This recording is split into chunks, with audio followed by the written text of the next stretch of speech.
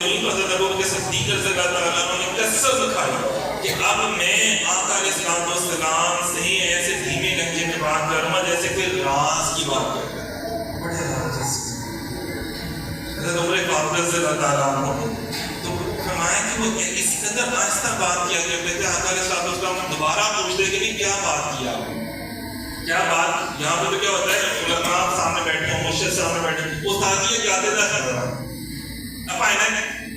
پھر مرشد مطلب اونچی وہاں پہ بات کر رہے ہوتے ہیں.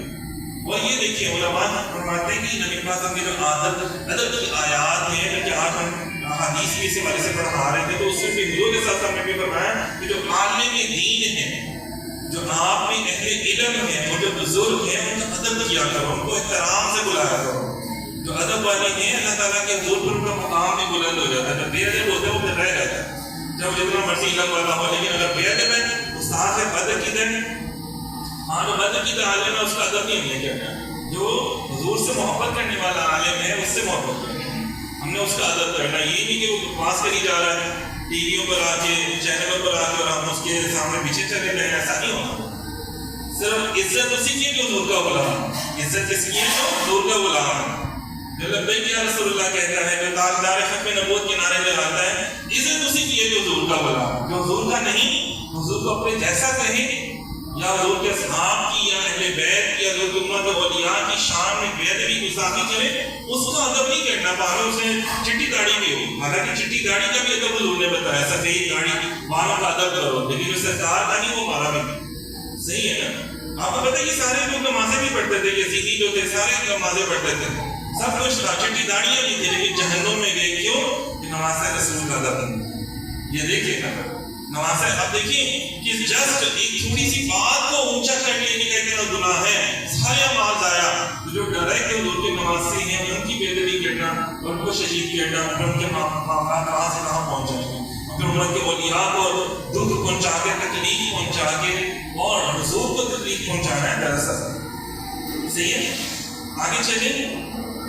حضرت صدیق اکبر رضی اللہ تعالیٰ عنہ کا طریقہ ماشاءاللہ سے تھا.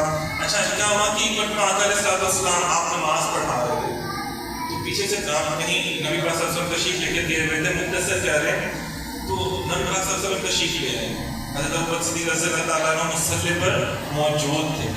اب پیچھے سے صحابہ کرام نے نا ذرا ہاتھوں پر ہاتھ مارنا شروع کر دیا کہ سرکار مطلب یہ تھا کہ سرکار تشریف لے ہیں. ہاتھوں پر ہاتھ مار کے بتایا جاتا ہے یا سبحان اللہ کہہ دیا جاتا ہے یا پیچھے لقمہ دے سکتا ہے کوئی ساتھی.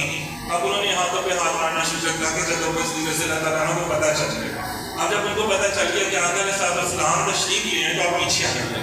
حضور صلی اللہ علیہ وسلم نے اشارہ فرمایا کہ نہیں آپ مصلی کے اوپر کھڑے رہے. انہوں نے اپنے ہاتھ بلند کیے اس بات کا مطلب شکریہ ادا کیا شکر ادا کیا اللہ کا حضور. پھر پیچھے آ گئے. پھر نماز حضور علیہ السلام نے پڑھائی بعد میں پوچھا ہے بدر میں نے آپ کو اشارہ بھی کیا تھا آپ کو منع بھی کیا تھا پیچھے نہ آئیں آپ وہاں پر ہی کھڑے رہیں نماز آپ مکمل کریں. تو انہوں نے عرض کیا یا رسول اللہ صلی اللہ علیہ وسلم ابو قحافہ کے بیٹے کی کیا ضرورت ہو سکتی ہے سرکار سامنے موجود ہو تو مصلی پہ کھڑا ہوتا. اندازہ کریں حالانکہ یہ وہ ہستی ہیں جنہوں نے حضور صلی اللہ علیہ وسلم کے سامنے ماشاءاللہ سے نمازیں پڑھائی ہیں اور حضور کے حکم سے پڑھائی ہیں. لیکن ادب مصطفیٰ یہ تھا کہ جب سرکار موجود ہے تو بس آگے نہیں کھڑے ہونا مصلی پیچھے بیٹھ گئے نا آگے نہیں آنا.